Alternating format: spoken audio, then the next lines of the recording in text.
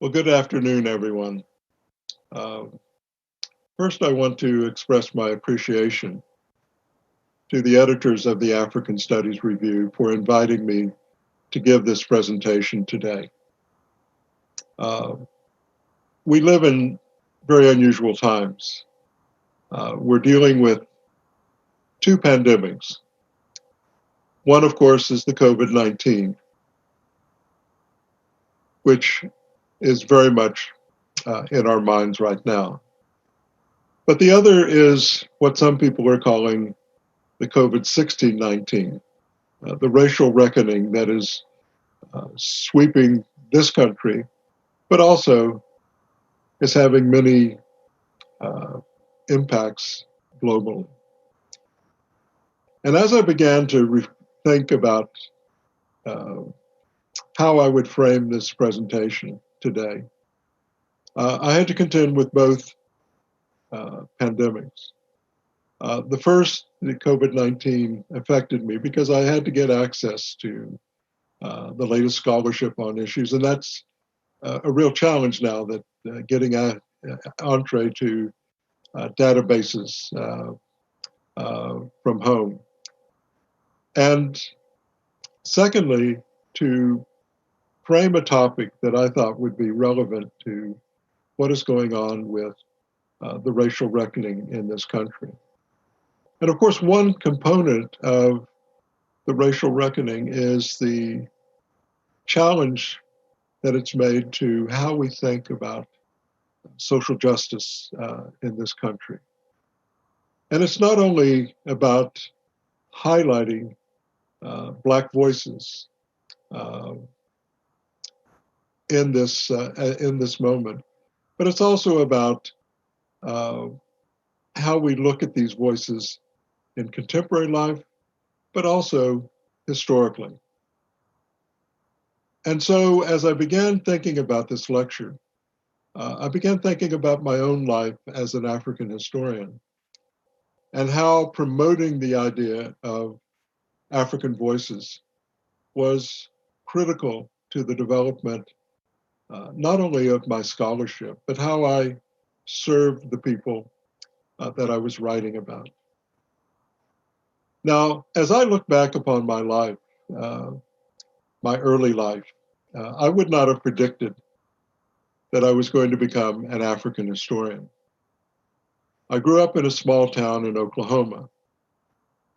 I was curious, but blissfully ignorant about the rest of the world when I entered Oklahoma State University in 1965. I took a conventional path and concentrated my studies on European history.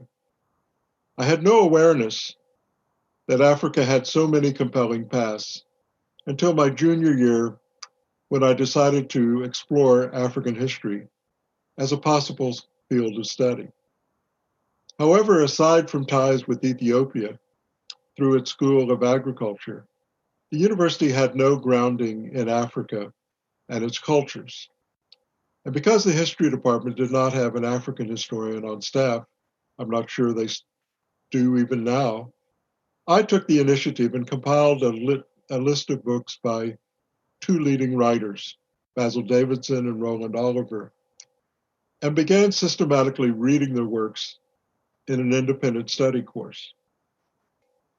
When I let it be known to history faculty that I intended to study African history at the graduate level, one professor pulled me aside and counseled me that I should read Hugh Trevor Roper's infamous essay in which he argued that, quote unquote, we should not concern ourselves with the unrewarding gyrations of barbarous tribes in picturesque but irrelevant corners of the world, unquote. He further contended that Africa had no history until Europeans, with written documentation, arrived on the continent.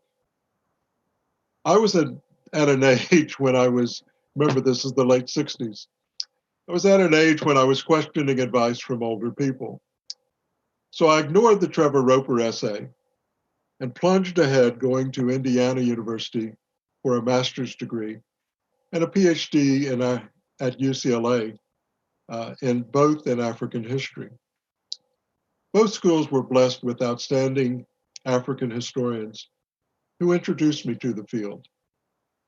I was especially attracted to its exploration of a variety of methodologies: historical linguistics, archaeology, oral traditions, anthropology, in reconstructing Africa's history. And moreover, its emphasis on Africans having agency in making their own history. At UCLA, I took a course on African religious history from Terry Ranger. He had recently published a book, The African Voice in Southern Rhodesia, which was based on rich documentation he'd found in it was then called the Southern Rhodesia National Archive, of course now Zimbabwe. That goal of collecting and recording African voices has inspired and energized me for almost 5 decades of research and took me on some unconventional paths, setting up interviews in politically charged environments, collecting new kinds of evidence, and engaging with individuals and communities that I was researching to address historical injustices. I would like to explore those themes in my presentation today. My dissertation research explored the lives of Africans drawn to millenarian movements in South Africa's Eastern Cape in the years after World War I. My study's centerpiece was the Bullhoek Massacre of May 25, 1921, where a white police and army force massacred several hundred members of a group called the Israelites, led by a prophet, Enoch Mgijima, who had established a holy village for himself and his followers to await the end of the world. When I entered South Africa in 1973 to conduct my study, apartheid was well entrenched.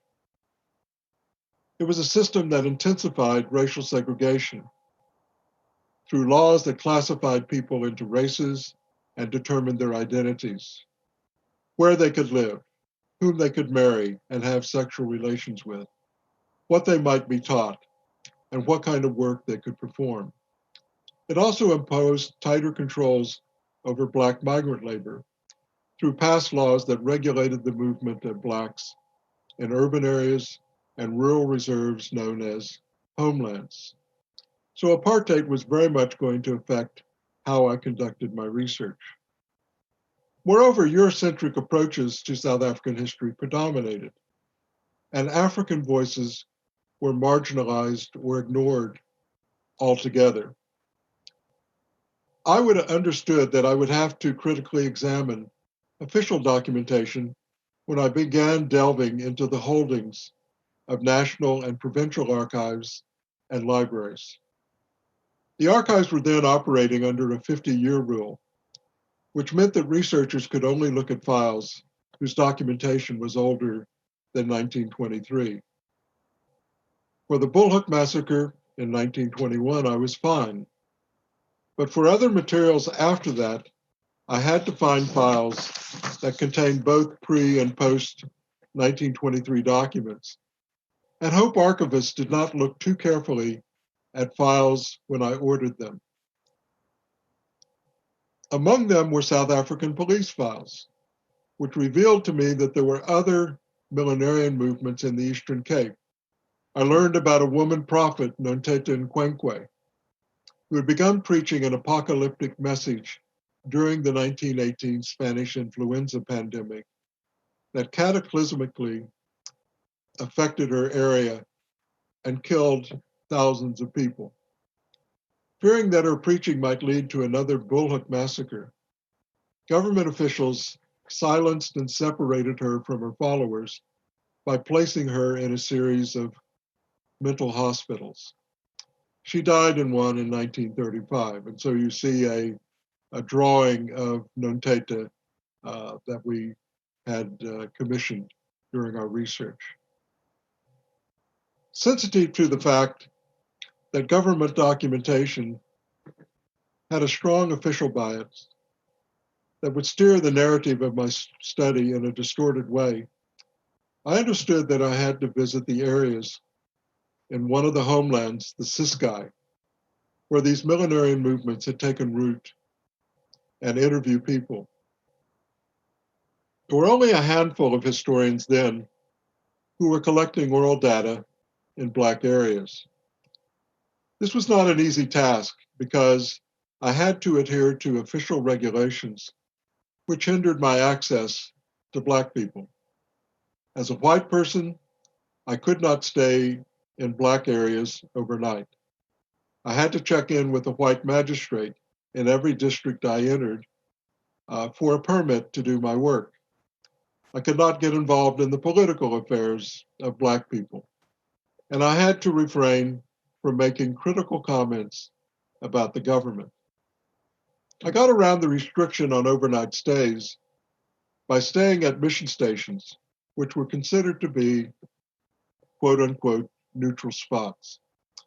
That was important in a large area like the Transkei because it would have been impossible for me to visit remote places and leave in one day. Therefore, I made arrangements to stay at Moravian, Anglican, and Catholic mission stations in the Ciskai and Transkei. In the Ciskai, I started with collecting more information about Nunteta. Police documentation and items about her in newspapers were slim. So I visited areas mentioned in the records and learned that several of her children were still living. I visited them, and they informed me that the church of the prophetess Nunteta existed, and that one of her leading followers was its bishop, Reuben Soko. After arranging to meet him, he invited me to a church service attended by hundreds of people. He welcomed me warmly, but then he chided me for not approaching him first rather than Nunteta's children. He wanted me to acknowledge in front of his flock that I recognized his authority, which I was glad to do. Once I did that, he and his followers were very cooperative and forthcoming. However, I did not have enough written documentation after 1923 to know how the government had treated her by placing her in several mental asylums.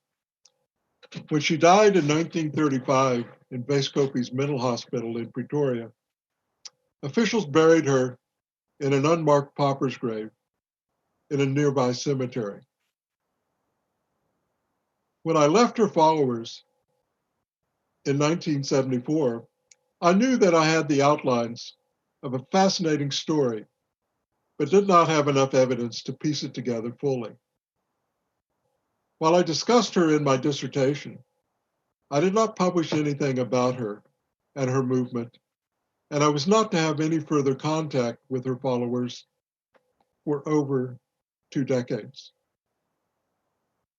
With the Israelites, I had a slightly different experience. I stayed at Shiloh, a Moravian mission station, and contacted Israelites who lived there and nearby, and in Queenstown and at Bulhoek. They were cooperative and gave me several written accounts of their prophet leader and the events that led to the Bulhoek massacre. Next slide. There you can see a photograph of the prophet Enoch Mgijima. Next slide. This was a picture, it came from a photograph taken after the massacre, and you can see dead Israelites in this photograph with police overseeing what was going on.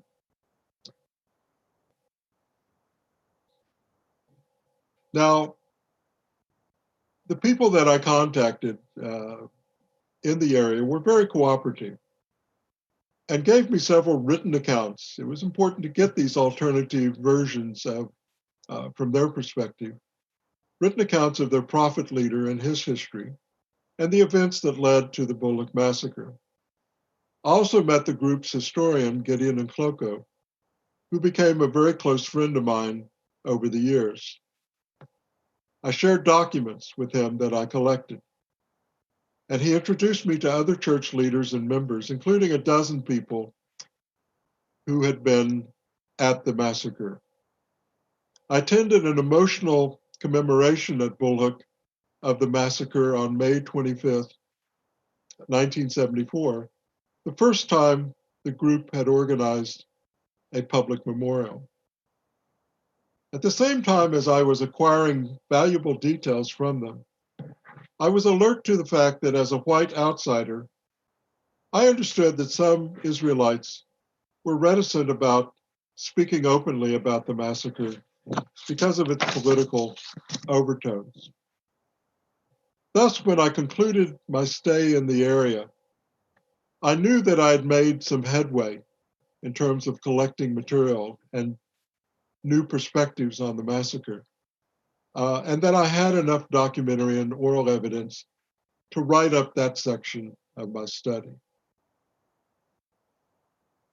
Now, I was very critical of apartheid before I entered South Africa, but the year I spent there reinforced my opposition to the regime.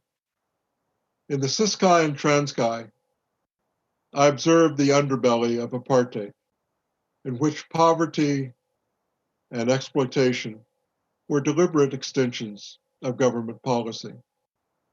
After returning to UCLA, I organized teach-ins on apartheid on campus and helped organize protests in the Los Angeles area against visiting white South African politicians at a Davis Cup tennis match between the US and South Africa in Newport Beach in spring 1977.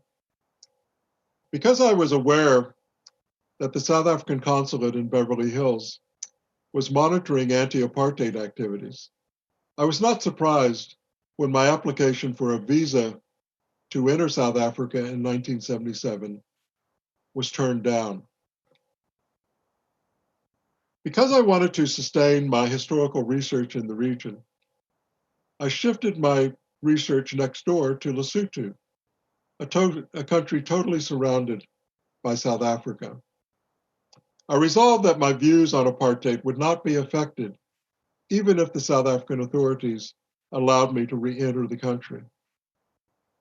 My shift to Lesotho turned out to be a rewarding choice because it opened up several rich and totally unanticipated lines of research. But it also meant that I would not have meaningful contact for many years with the people I had met in South Africa in 1974. In Lesotho, in 1980, I went to Lesotho to research Lekgotla la Bafo, a Basotho anti-colonial movement. Lesotho then was in the middle of a political maelstrom. In 1970, the Prime Minister, Leopold Jonathan, had declared the results of an election that he was losing null and void. He suppressed the main opposition party, the Basutoland Congress Party, and any organization linked to the Congress Party, such as Lekgotla la Bafo, its predecessor, found itself in a precarious situation. While I found ample documentary materials on Lekgotla la Bafo from British colonial records in the Lesotho National Archive, I found Lekgotla la Bafo members were reticent to speak openly with me. In one case, when I visited a member in his home, he covered all the windows and shut the doors before he engaged in a conversation with me. I did make one remarkable find, totally unexpected. I met Hlakani Mokiti at a burnt-out dwelling near Maputswe. As we conversed, he began digging into a pile of ashes, and he pulled out a Lekgotla la Bafo songbook that he had wrapped very carefully in a plastic cover. He loaned it to me to copy, and of course it became a very important addition to my study. Some of my most critical interviews in Lesotho were also totally unexpected. Lesotho had become the home for many Black opponents of the South African government who had fled across the border. One of them was Edwin Thabo Mofokeng, a longtime leader of the Communist Party of South Africa, who had been the party's liaison with Lekgotla Lebafo since the 1930s. Next slide. Here is Mofokeng in the early 1980s. Next slide. This is a shot from the early 1990s with the now president of South Africa, Cyril Ramaphosa, at the ANC headquarters in Johannesburg, 1992. As I indicated, Mofokeng had had a long association with Lekgotla Lebafo. And in 1959, with South African security police on his trail, he had sneaked into Lesotho. Lekgotla Lebafo's president, Josiah Lefila, had provided him with a sanctuary in a remote mountainous area in case security police came searching for him. Although I had no proof that he was still alive, I held out hope that he might be, and I kept my antenna alert for any leads on his whereabouts. I at last got a confirmation that he was still alive when talking to Gaini Surti, a Mosotho Indian Maseru businessman whose father had befriended Mofokeng back in the 1930s. He could not pinpoint precisely where Mofokeng was living, but he said it was likely in Kota Hapensi, deep in the Maluti Mountains. Now remember, this was long before the advent of cell phones. So I had to conduct my search for him methodically in person. On a Saturday, I borrowed a friend's VW Beetle and went from one trading post to another on a dirt track in the lowlands that paralleled Kota Hapensi. I inquired at each one whether anyone knew of Mofokeng. The track kept getting narrower. So when I reached the last trading post I could navigate, a person recognized Mofokeng's name and told me that Tinti Majara, a person who lived a quarter mile up a steep hillside, knew him. I sent a handwritten message to Tinti. When he came down to speak with me, I explained who I was and why I wanted to meet the 81-year-old Mofokeng. He agreed to take a note to him that I scrawled out by horseback. A month or so later, I was elated when I received a letter from Mofokeng in which he agreed to meet me at Majara's home on a certain date. But the mail service was so slow that the date had already passed when I received the letter.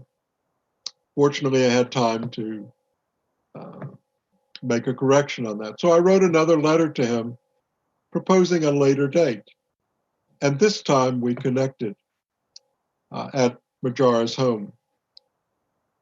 As we talked about his relations with Lekgotla Lebafo, I recognized that he would also be an excellent resource about his political life in South Africa, in which he had been involved since the 1920s.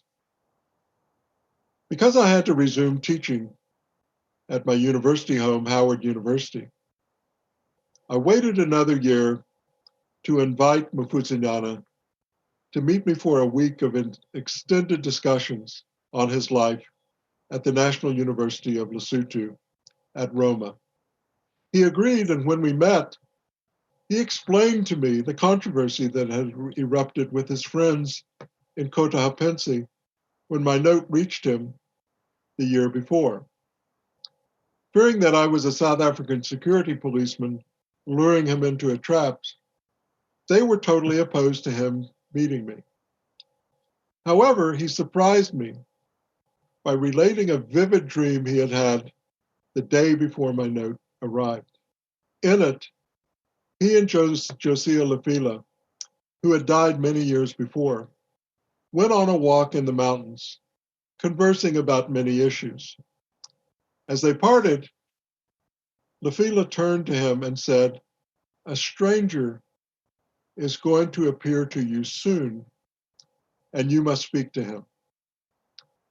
My letter appeared the next day, and Mfutsinyana, who placed great stock in his dreams, decided that he had to meet me. The opportunity to interview Mfutsinyana was serendipitous, but in other situations I had to negotiate the terms of interviews. One was with A.P. Mda, a founder of the African National Congress Youth League in 1944, with freedom struggle stalwarts such as Nelson Mandela, Oliver Tambo, and Walter Sisulu. And he was its president from 1947 to 1949. Next slide. Next slide. Here's a photo in the mid-'80s of myself with A.P. Mda. Mda had qualified as a lawyer at his home in Herschel District, neighboring Lesotho. In 1961, with the security police after him, he had crossed the border into Basutoland and set up a law practice in Mafeking. In 1983, I approached him in the capital city about the possibility of doing extended interviews about his life. He consulted with political colleagues who advised him to be wary, since I was a white American who could not be automatically trusted. He told me later that even with this advice, he thought I would be a diligent researcher and that I would track down information about his life, especially letters that he had published in Black South African newspapers, which I eventually did. He alerted me to nom de plumes he occasionally used and obscure newspapers that he contributed to. He showed me copies, in fact, the only ones in existence, of an African Catholic teacher's magazine that published his essays on a regular basis. However, when it came to the terms of our interview, he was very lawyer-like. He strictly adhered to one rule for all researchers who approached him. He would not be taped or filmed. When Gail Gerhardt interviewed him in 1971, he allowed her to take notes. And after the interview was over, she sat in her car for several hours, copiously writing down what he had said so she would not forget the details later. In my case, Mda made one modification. He agreed to allow me to tape him about anything in his life up to the age of 21, when he became active in politics. For anything after that age, I had to turn off the recorder and take notes in longhand. His logic, which I understood, was that if my tapes were confiscated by the South African security police, they could potentially be used against him in a court proceeding. If all they had was my notes, he could easily claim that I had misunderstood him. I adhered to the note-taking rule as I began regularly visiting him when I taught at the National University of Lesotho from 1984 to 1986. Over time, I had developed a trusting relationship with him, and we became good friends. In 1986, when a film crew from Granada Television in Great Britain was doing a documentary on the history of apartheid, Phil Bonner, a professor of history at Witwatersrand University, contacted me about interviewing Mfutsinyana and Mda. Both agreed to participate, and Mda in particular delivered a very theatrical performance.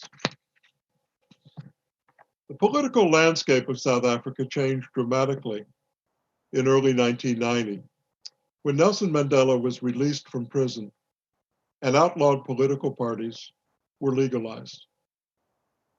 At the very moment this was happening, I was given a visa to enter South Africa to attend a conference. And I soon sensed that the environment for interviewing Black people about political issues was shifting dramatically. While I still had to approach people sensitively and carefully, I realized they were much more willing to speak openly with me, especially about political issues. Nevertheless, it did not mean that gathering information was without danger. Through our shared interest in APMDA, Luyanda Msumza and I embarked on a study of Anton Lembede, a founder of the ANC Youth League and its president from 1944 to 1947. We arranged to conduct interviews with Lembede family members at their homestead in Umbumbulu near Durban. However, most of the family lived in urban centers and were reluctant to visit the homestead on a regular basis. A civil war between the United Democratic Front and the Inkatha Freedom Party was engulfing KwaZulu-Natal, and bands of Inkatha members were terrorizing Blacks living in rural areas. Next slide. Indeed, the day of the planned visit, Lembede family members tried to phone us. Again, this was before cell phones, to call off the meeting because they were worried about the possibility of an attack. They were unsuccessful in reaching us, so we arrived at Umbumbulu and made our way to the homestead. The burnt-out homes we observed from the road were graphic evidence that the violence was taking a toll. The Lembede extended family warmly welcomed us, but with the warning that our meeting could not extend beyond mid-afternoon because everyone had to leave the area before dusk. The meeting was very fruitful, but as we drove out, we could see people on the road leading out of Umbumbulu warily eyeing us. We were relieved to get out without a violent incident. So here you see quite a few members of the Lembede family who had come to meet with us. Next slide. On the same trip, after we had met the Lembede family, we visited Sister Bernadette Sebeka, who had taught Lembede in primary school in the 1920s, before she became a Catholic sister. She was living at a convent near Port Shepstone. She was in her 80s, but had a clear memory of her star pupil and recited word for word a brief essay in English that he had composed for her. She then excused herself so she could retrieve a treasured memento. We had no idea what she was referring to, and were totally surprised when she returned with a class photo that she had kept all those years, featuring Lembede with folded arms and a stern look. Next slide. So here's the class photo. Next slide. And here's a blow-up of Lembede, and you can see him with his folded arms and this very stern look. Finding this rare photo was in keeping with my passion for collecting visual images. Whenever I establish relationships with families or individuals who are knowledgeable about issues that I'm researching, I often inquire about family albums and photos. And these have become a standard and I think very important feature of all of my publications. One of my concerns as a researcher has been with the audiences that we professional historians write for. We tend to write for other historians, and often with tenure and promotion in mind. I understand this, it's very important. However, I would add that the individuals and communities we study should be added to our priorities as critical audiences. How do we utilize our sophisticated research skills, our knowledge of how to navigate archives and retrieve documentation? How do we use these skills to serve a wider audience and bridge the divide between academics and the individuals, families, and communities we write about? How do we share our research and restore history to people that has been lost or stolen from them? I would like to discuss several examples of how my original research on millenarian movements, with the lapse of several decades, addressed several historical injustices.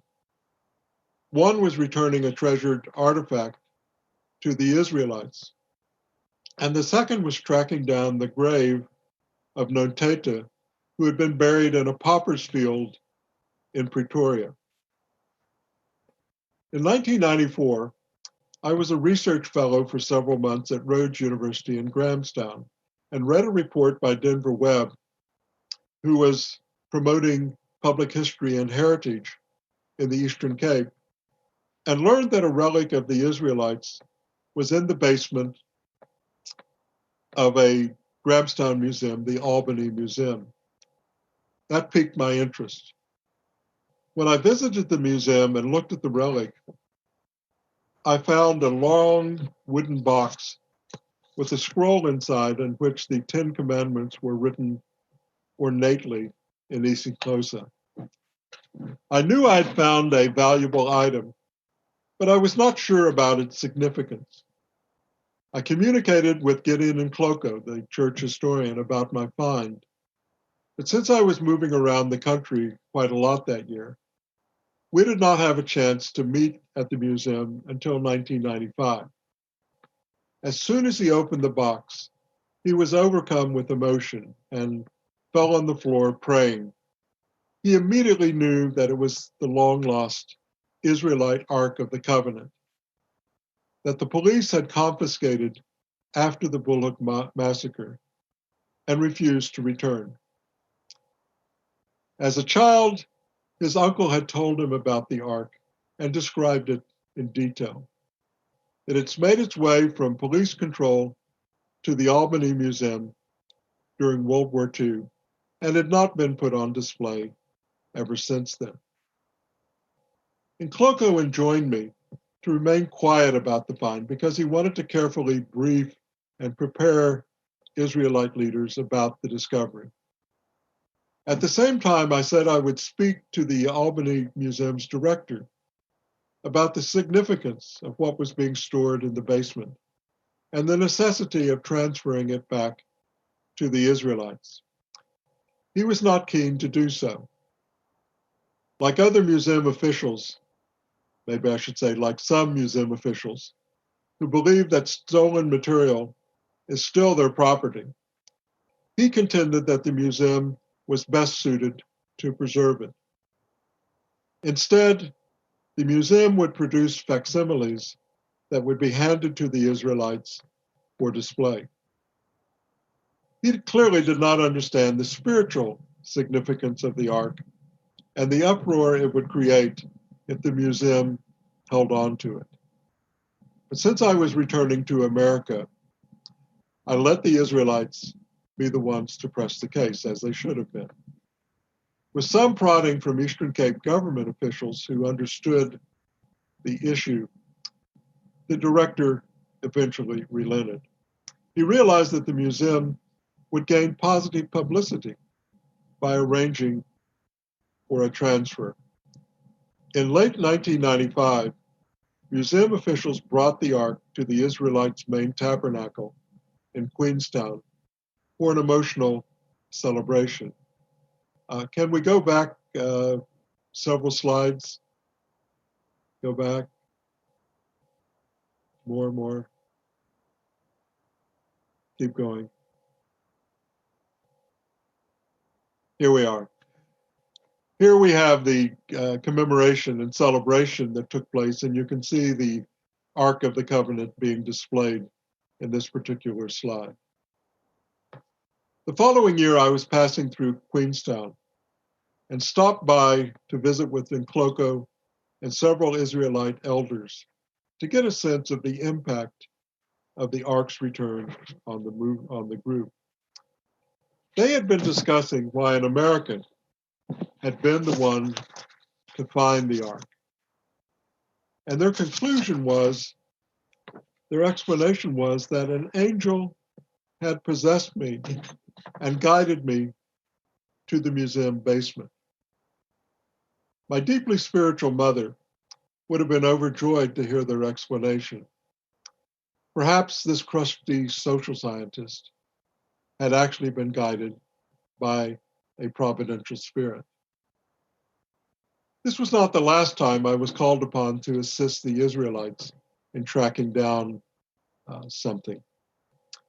In 2000, I was invited to attend a meeting of Israelite elders at the Queenstown Tabernacle, where they asked me to search for the grave of Enoch Gemgajima's brother, Charles, in a Kimberley cemetery. After the Bullhook massacre, over 100 Israelites were convicted of sedition and sentenced to jail terms, many in the De Beers prison in Kimberley. Charles died in prison in 1923 and was buried in the local black cemetery. At that time, some Israelites knew where the grave was located, but on their deaths, the knowledge was lost. Subsequent Israelite attempts to visit the cemetery and locate his grave were fruitless. By 2000, the church was deeply split into factions. As my meeting with the Israelites was concluding, one of them took me aside and explained the main reason they wanted me to search for Charles's grave. Because his remains were never returned to his home at Bullhook, his angry spirit, they said, was still roaming and had contributed to the splits in the church. Returning them would make it possible for a healing process to begin. I agreed to visit Kimberley and search for Charles's grave. Checking municipal records and newspapers for clues of where his grave might be located, I did find an official record for his death, but nothing else.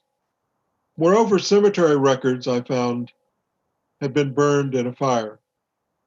I went to the cemetery and found it in a disheveled state. There were very few grave markers anywhere.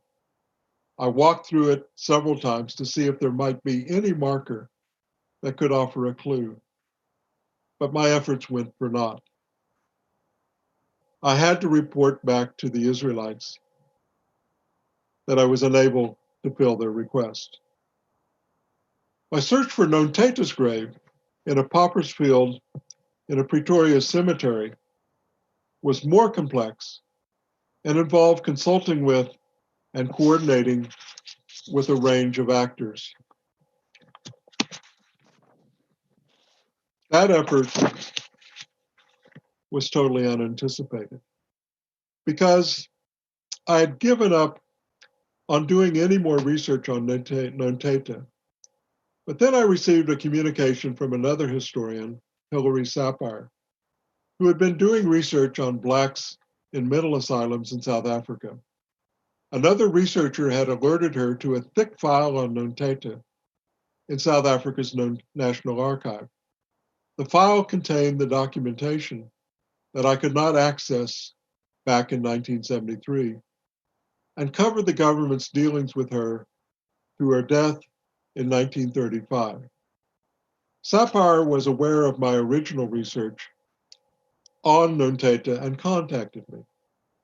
After we both had an opportunity to examine and discuss the file, we combined our research and drafted a joint paper.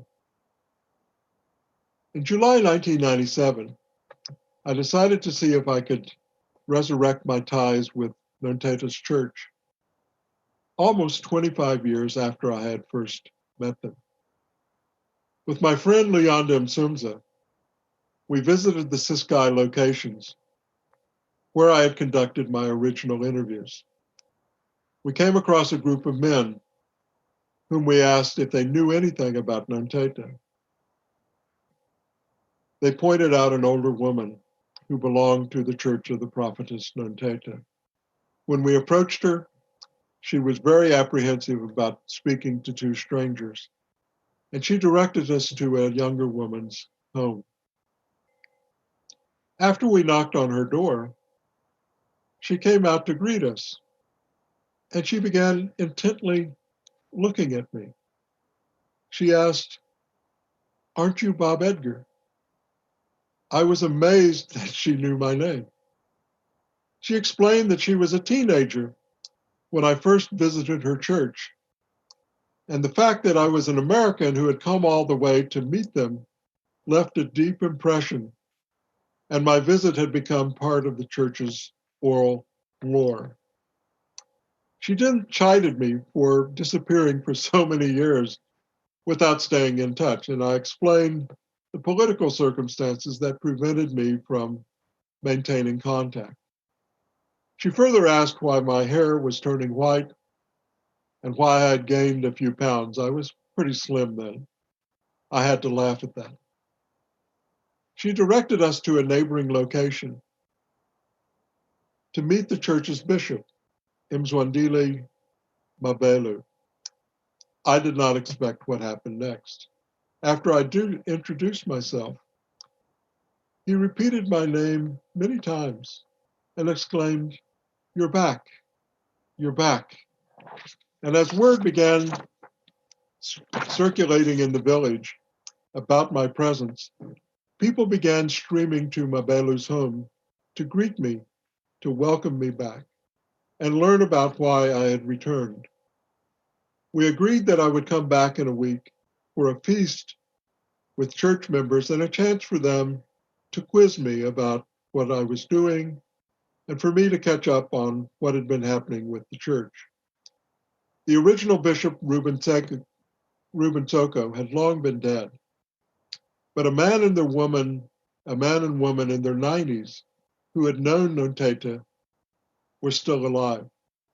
They had been part of a group that had walked 600 miles, a remarkable journey, over 2 months to Pretoria in 1926 to meet their prophetess Nonteta at the asylum.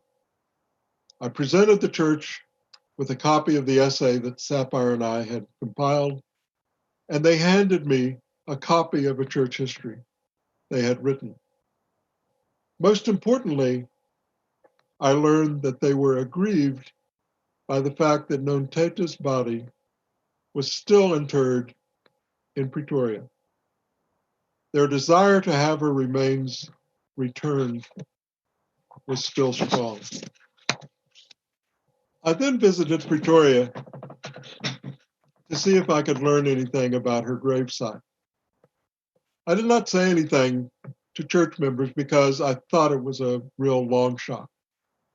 All we knew from her government file was that she was buried in New Cemetery. When I determined that there was no cemetery with that name, I planned on making a circuit of Pretoria cemeteries to see if I could unearth any leads. I started with the cemetery closest to Weeskopie's hospital, where Nonteta had been institutionalized. It is now called Rebecca Street Cemetery. But when I met the cemetery superintendent, he informed me that it had formerly gone by the name New Clare Cemetery. To me, that could not have been coincidental. And then he floored me by stating that even though the cemetery had been segregated into white, colored, Indian, and African sections, their registers listed every burial in chronological order. Because we knew she had died in 1935, we checked that year, scrolled down the pages of the register, and we found an entry for her under the name Nonteto. Next slide. Here you see the register page. The page included her name, Nonteto,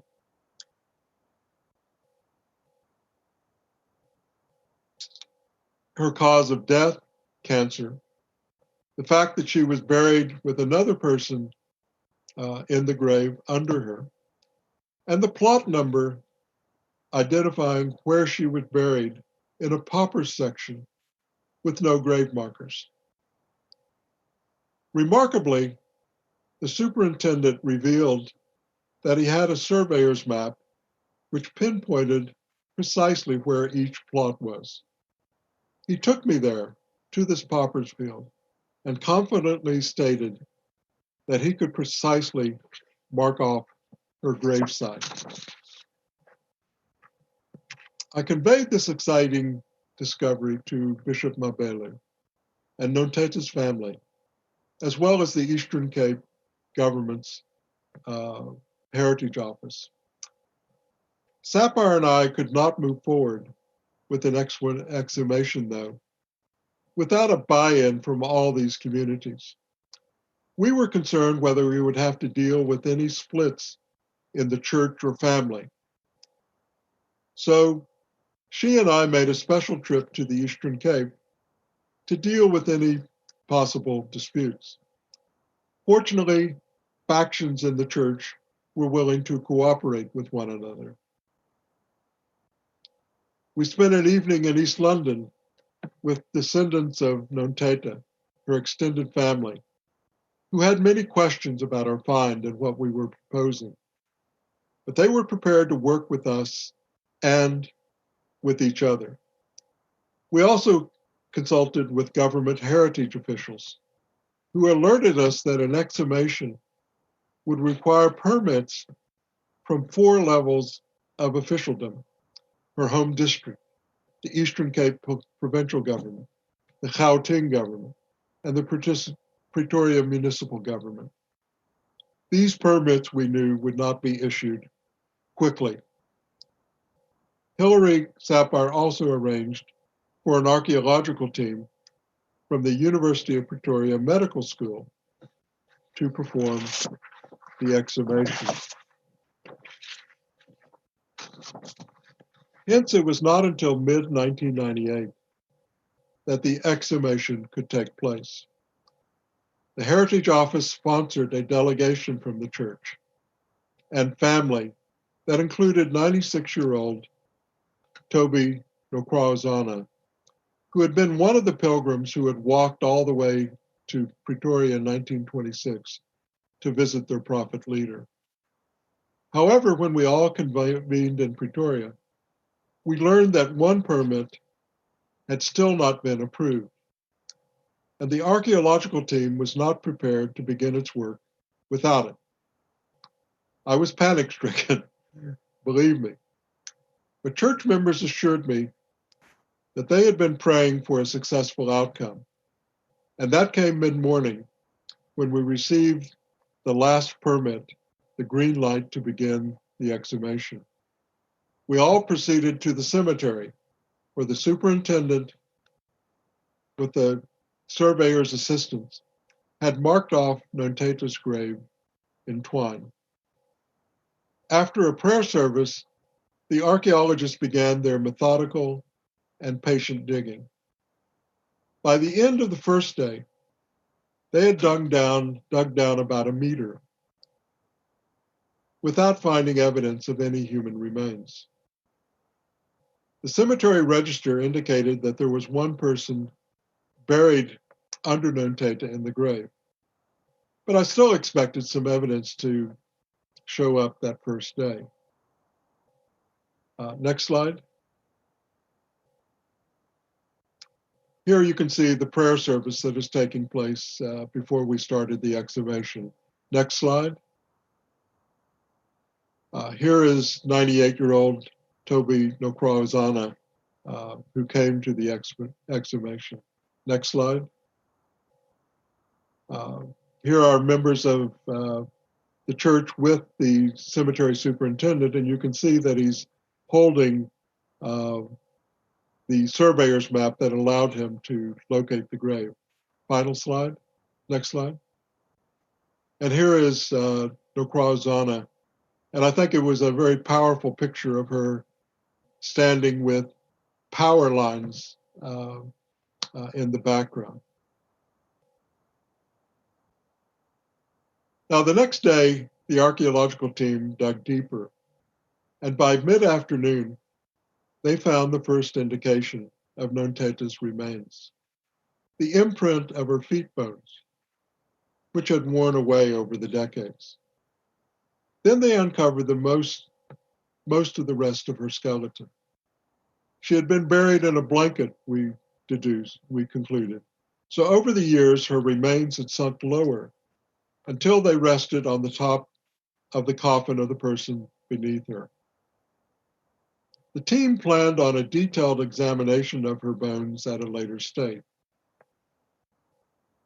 but they confirmed that the bones were of a female of a certain age, with traces of cancer in her arm bones. They were confident that the bones belonged to Nonteta, but their scientific certainty would have meant little if the church members and her family had not concurred. Scientific truth had to match cultural truth.